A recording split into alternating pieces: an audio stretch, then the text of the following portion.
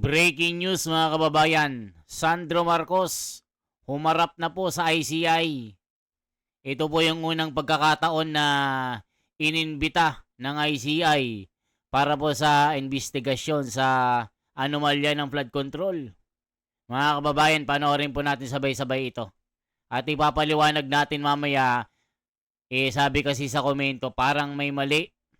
Panoorin po natin. Kayo na po mag-react dito kung ano yung mali, okay?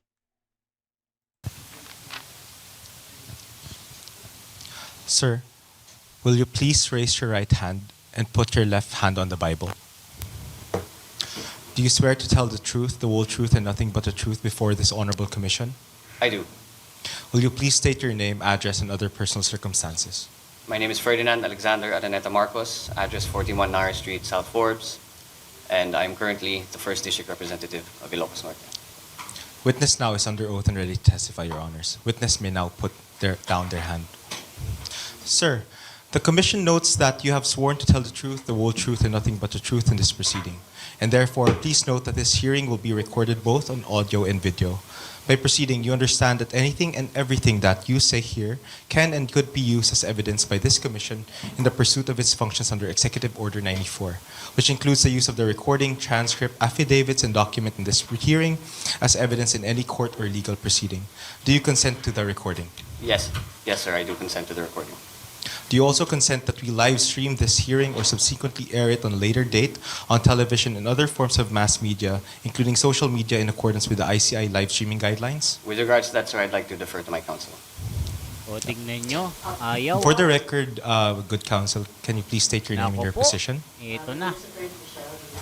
Sinasabi ko sa inyo eh.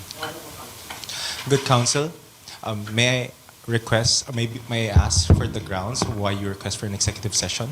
Your Honors, we have written earlier to formally request for an executive session because our client here has already submitted himself voluntarily. He would like to share as much information as he can, as candidly as possible. And more importantly, there may be critical information that may be elicited from his testimony, which may jeopardize or compromise further investigation of this commission. So for that reason, we again request that for an executive session for Congressman Marcos. Sir, do you consent to distribute copies of your sworn affidavits and other exhibits to the public and other forms of mass media, including social media? Yes, sir, I consent. Do you confirm that you submitted to the Commission a letter requesting for an executive session? Yes, sir, we do. Do you consent that the Commission may share this letter request to the public and other forms of mass media? Yes, sir. You may now be seated. Thank you. Ayan mga kababayan, anong klaseng investigation ito mga kababayan? Ba't tilang nasusunod yung mga iniimbestigahan? Anong klaseng ICI ito? Oy ICI, huwag niyong pinaglululoko yung mga tao. Sabi ko na nga ba mga kababayan kunwari ila-live stream. Ang maririnig mo lang pala yung pangalan ni Sandro, yung address niya kung saan nakatira.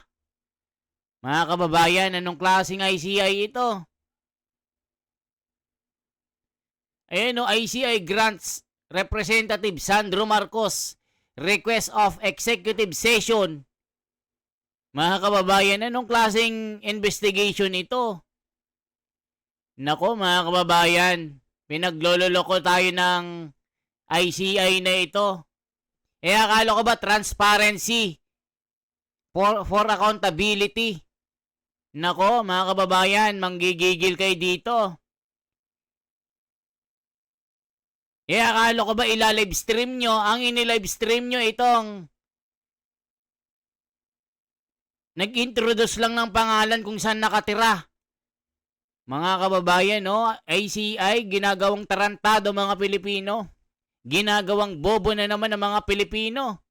Nasaan ang transparency?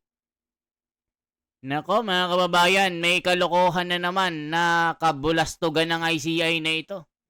Nakita nyo naman.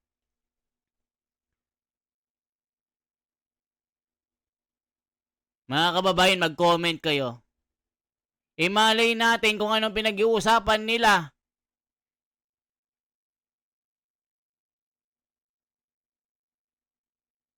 Eh di wala din pala yung transparency for a better democracy. Paano malalaman ng tao kung anong pinag-uusapan nyo? Mga kababayan, no? Ginagawa na namang tarantado ang mga Pilipino. Ginagawang bobo ang mga Pilipino. Sinong hindi ma-high blood dito, mga kababayan? Eh kunwari kayo magla-livestream kayo. Ang masusunod lang din pala yung iniimbestigahan. Eh di wala din pala kayong power dyan. Eh para din lang kayong aso na inuutusan dyan. Mga kababayan, anong klaseng ICI ito? Ibalik nyo na nga sa sa Blue Ribbon Committee. At least doon nakikita ng tao kung anong pinag-uusapan nyo. Ano yun? Ayaw nyong makomentohan? Ayaw nyong mabash? Kasalanan nyo yan kasi ginusto nyo yan eh. Politician kayo. Mga kababayan, sino ma-high blood dito? Sinong hindi ma-high blood? Sabi ko na nga ba may kalokohan eh. Hihiling lang din pala ng executive session. Anong klaseng transparency yan? E di parang tinago nyo din kung ano pinag-uusapan nyo. Sinong niloloko nyo mga sarili nyo? Eh kaya nagre-resign mga opisyal dyan eh. Tignan nyo si Bobby Singson. Ibinulgar kung anong katarantaduhan dyan. Diyos ko Lord, mga kababayan. Ikunwari transparency, hindi naman pala. O tignan nyo mga komento. Kung ano mga sinasabi ko, ganyan din mga reaction ng mga Juan de la Cruz. O eto. O saan, ayan o mga kababayan. O sinasabi ba, ganyan dapat ang gawin. Alam na kasi wala siyang kasalanan kaya kusa siyang humarap sa ICI. Eh ba't nag-executive session? Kung wala siyang ganyan-ganyan. Ay nako mga kababayan ko. Nasaan daw si Pulong Duterte? Dapat andyan siya kasi may 52 billion yun. Mga didilis puro kayo Marcos. Yung Paulo Duterte niya, billion yun at 125 million. Alam nyo mga kababayan, wala ding isa-isay eh. Kahit nagpunta si si Sandro Marcos, itinago rin yung ginawang investigation. Sasabihin nyo matapang pero humiling naman ng executive session. Diyos ko mga kababayan, anong klaseng ito? Hay nako. Good luck. Ayun buwagin ang ICI, ipaubayan na lang sa ombudsman. Eh, sinong matutuwa dito mga kababayan? Ginagawa nilang loko-loko ang mga Pilipino. Kunwari transparent. Tignan nyo ito, sabi ng ICI. Dinepensahan ang executive session. Ay, mga bobo. Mga loko-loko. Ito yung mga sinasabi ni Marcoleta kaya kay binabanatan eh. Transparent? Transparent ba yan? Eh wala din pala mga ito eh. Mga inutil din, mga kababayan ko. Ito, panoorin natin. Say goodbye to your reading glass. Ginagawa tayong inutil na mga ito. Trilyon ang ninakaw, tapos ganyan. Hindi mo malalaman kung anong pinag-uusapan nila. Wala na talaga. Kaya pala mga Pilipino na bibisit eh. Dahil ginagawa kasing kalokohan ng ICI yung mga tao. Tignan nyo mga kababayan, para sila mga aso. Mas nasusunod yung mga iniimbestigahan. Ako po mga kababayan. Ito po. Anong klaseng pag-iimbestiga ito? Wala din naman palang kwenta. na kinukonsidera ang Independent Commission for Infrastructure o ICI pagdating sa pag-aproba ng executive session. Ito ang muling nilinaw at binigyang diin ni ICI Chairperson Retired Justice Andres Reyes. Paliwanag niya, bagamat may mga resource person na humihiling ng closed-door session, hinihikayat pa rin ng komisyon na isa publiko ang mga pagdinig kung walang banta sa kanilang seguridad. O, tignan They nyo. mentioned a lot of reasons, not only threat to their lives. There was, if I remember correctly, well, that's the right of a person. It's his personality, his humanity, and his personal life. Kaugnay nito, isa sa humarap kahapon sa komisyon, si Pasig City Lone District Representative Roman Romulo.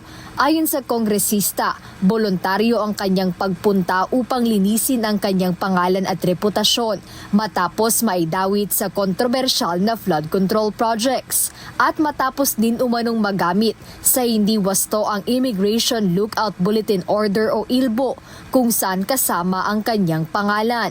Sa pagdinig ipinaliwanag ng kanyang abogado ang rason sa paghiling nila ng executive session. And to prevent, Your Honors, the potential harm to the reputation and life of the good congressman, Your Honors, considering that once the session is live streamed, the good congressman would have no control over how the information will then be used by the public, Your Honors. O, isipin mo. Kasalanan pa ng public ngayon pagka nila-live nyo, magagamit sa mali. O, tignan nyo mga kababayan, paano ginagawang bobo ng mga ito ang mga Pilipino na pinagnakawan. Eh kung wala kayong kasalanan, ba't kayo matatakot na i-live stream yan? Mga kababayan ko, nasaan yung transparency? Di ba mga kababayan, yan nga ang hiniling ng rally eh. Yan ang sinabi ng Iglesia ni Cristo. Transparency for a better democracy. Ngayon, tinatago nyo naman. Takot kayong mabash ng mga Pilipino. Mga kababayan ko, ano na naman ang kalokohan ng ICI na ito? Nasaan ang live streaming? Malay namin kung anong ginagawa nyo dyan, anong mga tinanong. Ano yung mga nakalap nyo na pag-iimbestiga? Ano ito, lokohan? Sasabihin nyo, transparency na. Gagawa na, ila-live stream na ang pag-iimbestiga, pero hindi naman pala.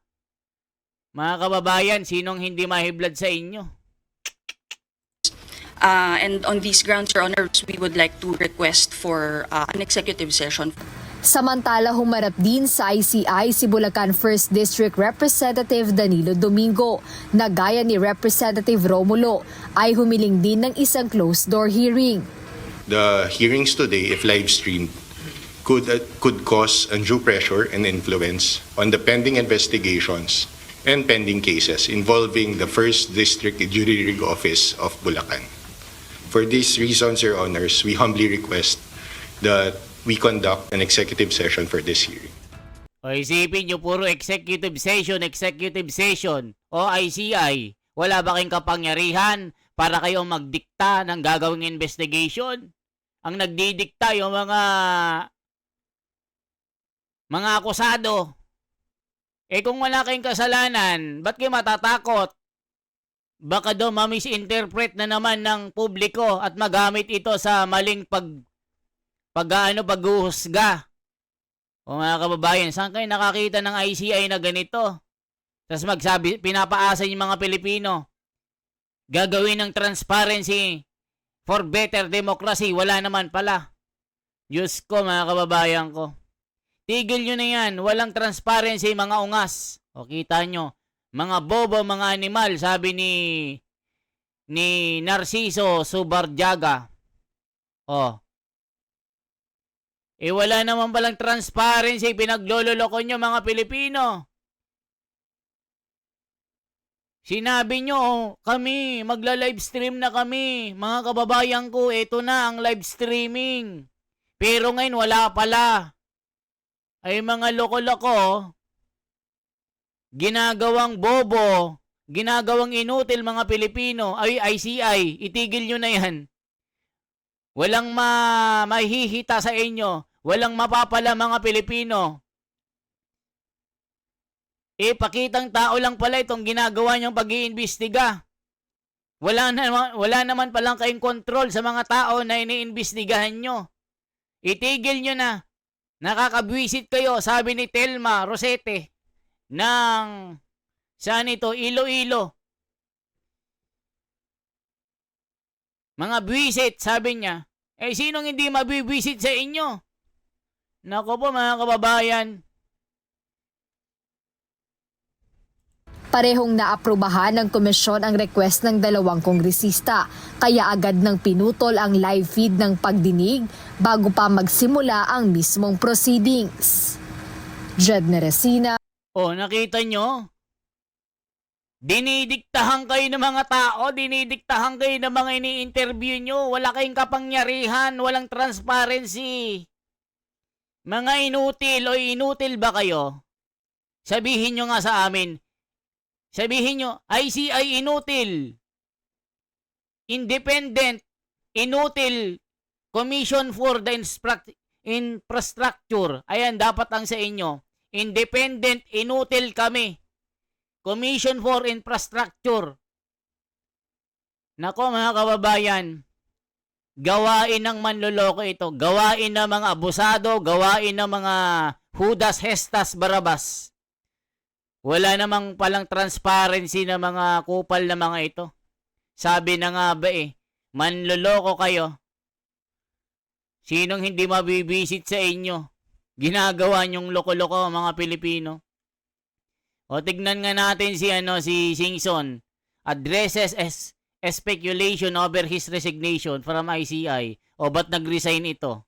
Kasi nga, meron na siyang naaamoy na ayaw niyong malaman. Ito po. Ay nako mga kababayan, na high blood daw po dito. Sinong hindi ma-high blood mga kababayan? Sabihin nyo po, hindi ba kayo na-high blood sa ginagawa nila? Na nangako sila na transparency na ang gagawin, pero hindi naman pala. Nako po, kalokohan ito, itigil nyo na. Mga Judas Hestas, sabi ni Mario Sandoval, Fermin Araneta de San Pablo. Ang haba naman ng apelyido mo. Tuloy natin mga kababayan ang kalokohan na ito. Public Works Secretary Rogelio begin with former Public Works Secretary Rogelio Babe Singson addressing speculations over his resignation as Commissioner of the Independent Commission for Infrastructure. Singson insists he is stepping down due to health reasons. He also believes his work at the ICI is already complete, but Singson also admits the ICI lacks powers to effectively investigate the flood control corruption scandal. He's now appealing to the Breast Senate and both houses of Congress to immediately pass the bills granting more powers to the Commission. Lumabas yung ICI 94, EO 94. Walang budget. Okay. Kumbaga, lumabag ka sa gera, solve mo yung problema, hindi ka naman binigyan ng armas. Ano nangyari sa'yo? Di nakatiwangwang ka. You cannot defend yourself. You have no powers. Mag-imbita ka kung ayaw pumunta. Wala ka nang magagawa. You don't even have subpoena powers. Isipin mo, walang kapangyarihan ng ICI. Hindi mapilit ang mga iniimbita na mga akusado. Bahala ka dyan, sasabihin ng tao. Imbita ka ng imbita, bahala ka dyan. Anong klaseng ICI ito? Nanloloko lang ito mga kababayan. Isipin mo, walang kapangyarihan na mag-imbita. Walang kapangyarihan na ng sugpina. Anong klaseng ICI ito? Gusto mong huwag paalisin ang isang tao. We don't have that. We have to go to court for a whole departure order. Isipin mo, gusto mong i-contempt yung tao na nagsisinungaling. Alam mo nang nagsisinungaling. Wala kang kapangyarihan. Diyos ko Lord, mga kababayan ko. Mabuti pa itong Blue Ribbon Committee. May kapangyarihan. Ay, nako po. O ano nangyari? Nakaalis.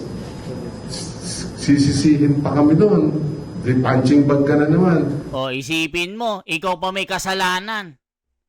Anong klaseng ICI ito, mga madam, mga ginoo? Ano lang ba ito? Washing machine lang ba ito? Para lang sinasabi na masabi ng mga pila, uy, nag-iimbestiga ng gobyerno. Uy, okay yan, ang galing ng ICI. The Independent Commission.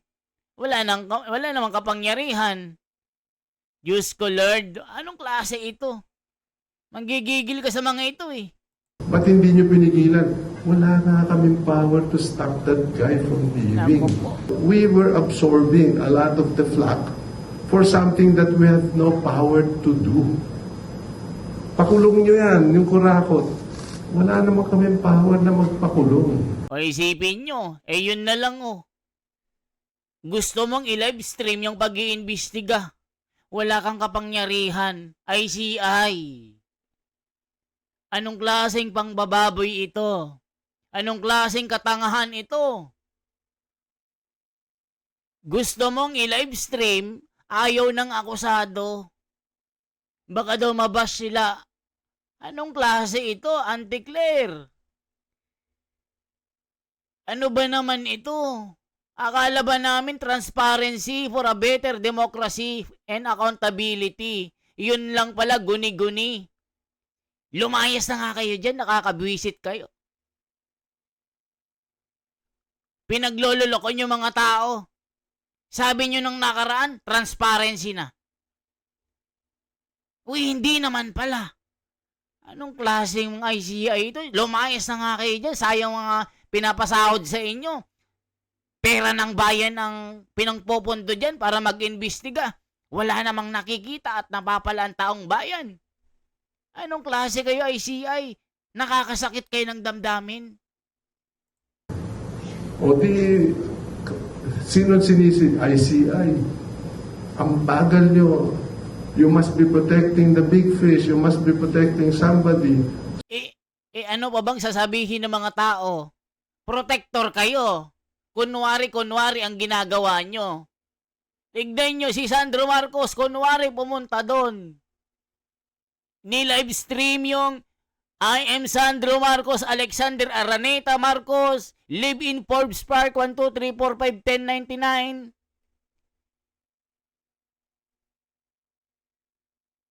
Tinanong nung do you agree that the investigation will be live on social media? Wait. I will ask my legal. O, tignan nyo. Kalokohan ito. Kalokohan. Itigil nyo yan. Kalokohan ito.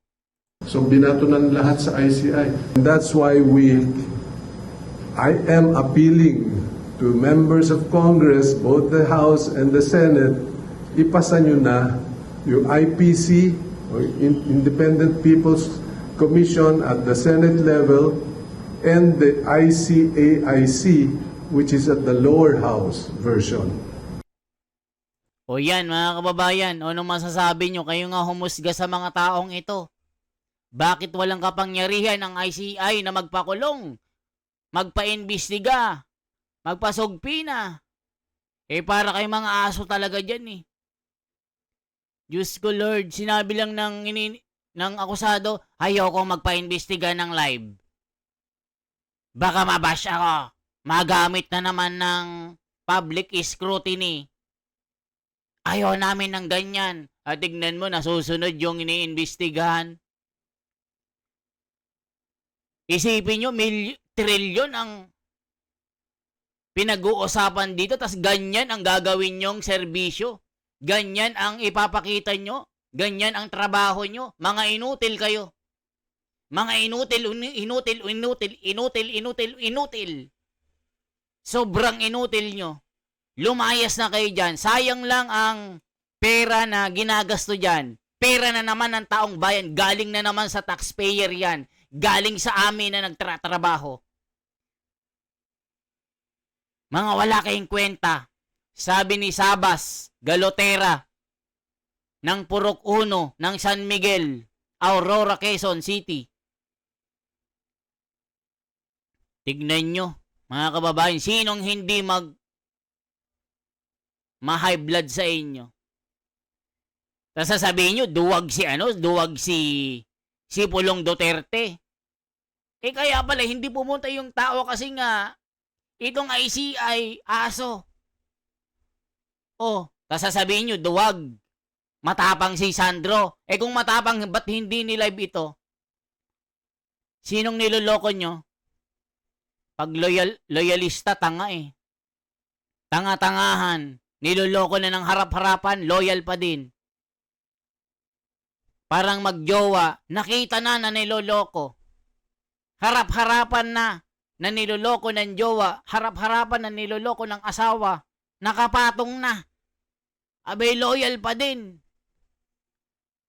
Nakakaloko ang mga ito. ICI. Mag-resign na. Buwagin na yan. Ibasura na. Wala kayong kwenta, sa totoo lang. Yan ang sinabi ni Santicate Ramones ng Aurora Province, Tarlac Street. Tindi nyo, ICI. Ang kakapal ng mukha nyo. Ang sabi naman ni Frederick Antonio Percival, isang kapangpangan McKinney.